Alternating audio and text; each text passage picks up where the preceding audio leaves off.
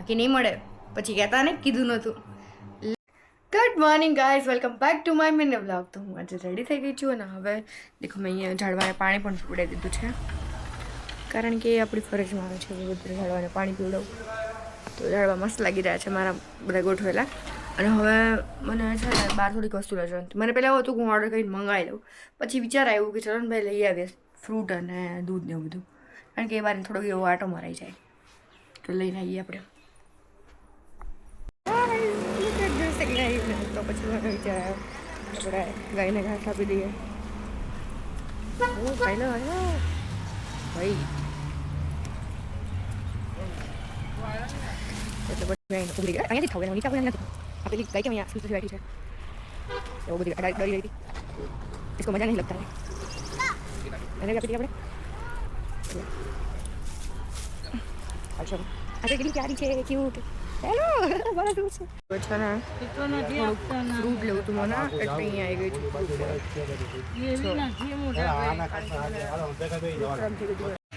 Guys तो देखो હું લઈને આવી છું પપૈયો, દૂધ લાવવાનું હતું, બનાના અને નાળિયેર મને મન થયું હતું એટલે હવે બધું આપણે ધોઈને અહીંયા મૂકી દઈશું અને પર ગોઠવી દઈશું.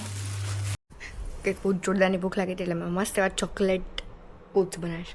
તમે જોયું દેખો એકદમ મસ્ત જોરદાર આસ્થા ડેકોરેટ શણગારી દીધા છે, કારણ કે આ બધું કરવા મને બહુ જ ગમે. અને હવે આપણે તારક મહેતા જઈશું અને ખાઈશું. તમે જમતા ટાઈમે કઈ સિરિયલ કે કેવું શો જુઓ છો એ કોમેન્ટ કરીને કહેજો. હેલો, તો અત્યારે છે ને હું હમણાં એડિટિંગ કરવા બેઠી હતી. એક મારું સેટઅપ તમને બતાવી દીધું અને મને અચાનકથી ખબર નહીં શું આ 2-3 દિવસથી મન થાય છે કોરિયન ફૂડ ખાવાનું. અત્યારે મને આમ વધારે આમ ક્રેવિંગ્સ થઈ રહી છે કે હું કંઈક ખાઉં. તો બહાર મને કંઈક સારું ખબર નહીં, એક જગ્યાએ મેં જોયું હતું રીલ, પણ ત્યાં મળતું નથી મળતું એડોન બહુ દૂર છે એટલે મેં એટલું દૂર નહીં જાઉં. એટલે મેં વિચારું ચલો હું બહારથી કંઈક લઈને આવું ફટાફટથી પેકેટ અને પછી બનાવું અને ખાઉં મસ્ત મસ્ત, ક્યોંકि ભૂખ લગી है बहुत तेज़ी से. હા લઈને તો આવી ગયો પણ એક સીન થઈ ગયો, કારણ કે સીન એટલે શું થયું જો આજે છે ને મેં કિમચી નૂડલ્સ નથી ટ્રાય કર્યા, કોરિયન રામેન કિમચી આ મેં ટ્રાય નહોતું કર્યું. તું આ જોયું મેં, તો મેં કીધું ચલો આ ટ્રાય કરીએ આપણે કંઈક નવું. અને એની સાથે સાથે મેં આ જ કરેલું છે રામેન કરી, તો ધીસ ઇઝ નાઇસ. તમને ભાવતું હતું આમ તમે ખાલી મેગી મસાલા એડ કરી દો ને તો બધા સારું લાગે, એટલે આ લઈ લીધું મેં કે આમ પડ્યું રહે, ક્યારેક મન થાય આવું અચાનક તો લેવા ના જવું પડે. પણ એની સાથે સાથે હું એવી જગ્યાએ ગઈ હતી કે જ્યાંનો મને પફ પણ ભાવે છે, તો હું પફ લઈને આવી ગઈ.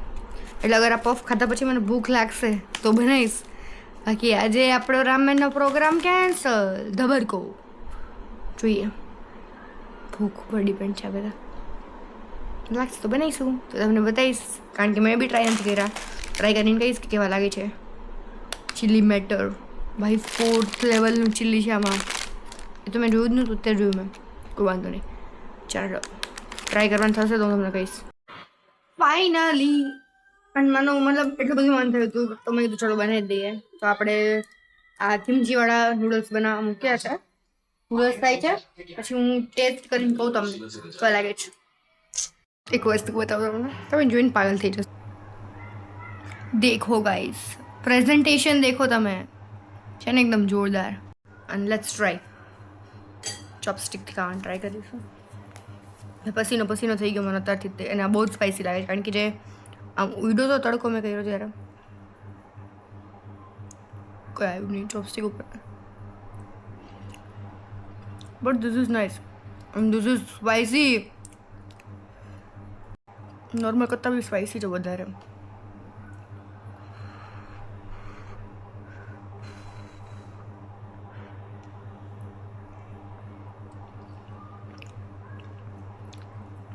કંઈક છે ને કિમચી મને એવું લાગે આપણે કેમ અથાણું નહીં બનાવતા કેમ એવી રીતનું કોબીનું અથાણું બનાવે ને એના ટાઈપ ઓફ આમાં મસાલો નાખેલો છે નોર્મલ કરતાં. બાકી મસ્ત છે, ટ્રાય કરવા જેવું. અગર તમને સ્પાઇસી ભાવતું હોય ને બહુ તો ખાઈ શકો તમે. સ્પાઇસી ના ખાઈ શકતા હોય તો તમારું કામ જ નહીં. આ ટ્રાય કરીને કહેજો મને તમને ભાયા કે નહીં.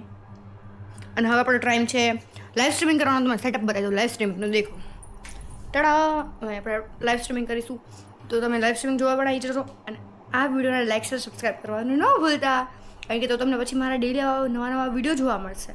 બાકી નહીં મળે પછી કહેતા ને કીધું નહોતું. લે સબસ્ક્રાઈબ કરી દો.